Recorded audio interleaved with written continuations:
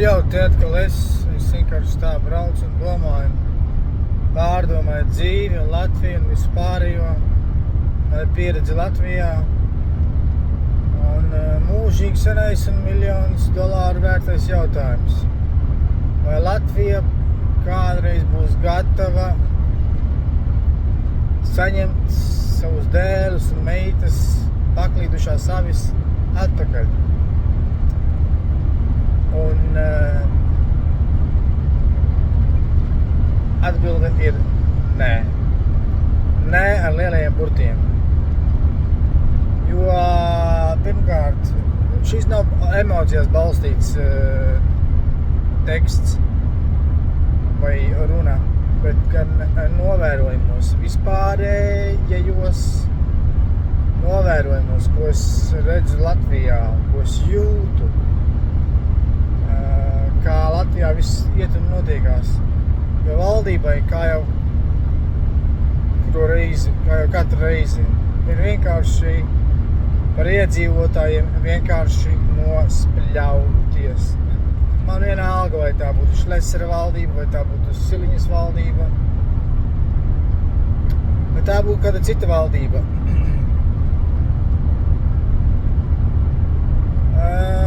Un ļaujiet man pateikt, kāpēc valdībai ir un būs nospļauties, izņemot, protams, pirmsvēlēšanu, tīšanu un karināšanu makaronus uz ausīm, ja?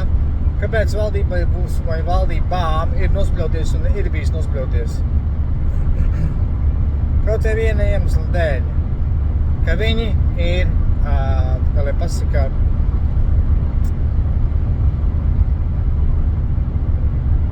iesēdušies savā komforta zonā, gadiem ejot par deputātiem un cirkulējot pa valdības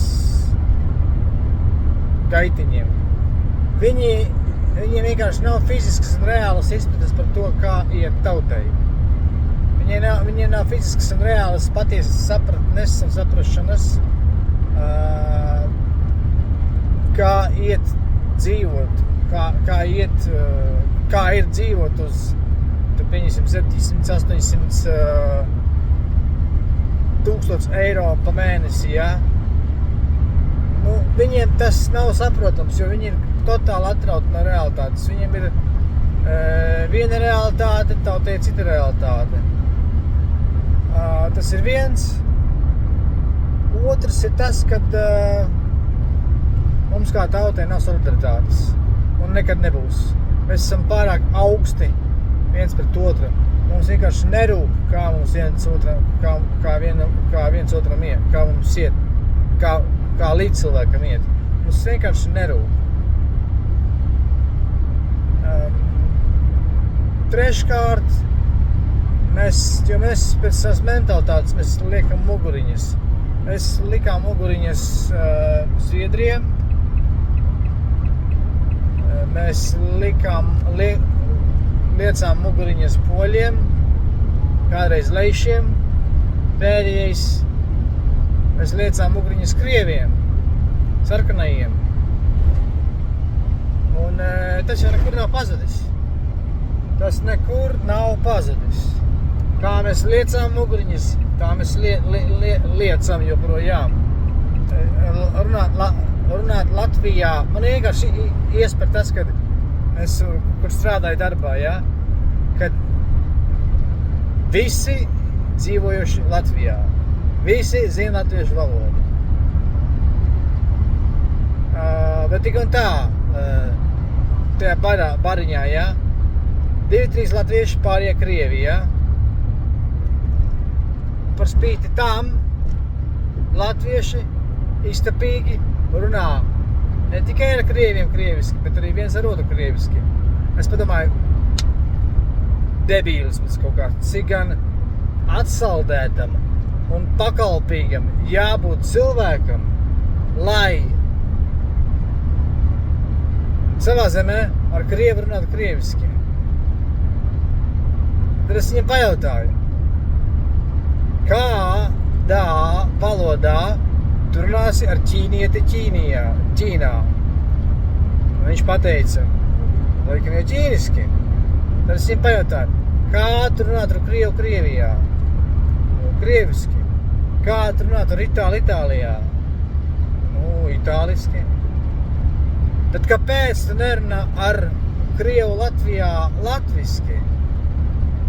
Viņiem būtu jārunā latviski, nevis tev jālauz mēl krieviski. Labi, okei. Man patīk krievu valoda, ja, par to runas nav, ja. Es viņu man viņa tika mācīt no mazajām klasēm. Pagalmā bija krieviski runājuši bērniem. Man tā valoda pat par sevi, man ļoti patīk, ja. Bet tas nenozīmē, ka mums ir jāliec muguras. Un ar Krievu Latvijā jārunā krieviski. Nu, es pats tā daru, ja, joprojām, jo es redzu, kad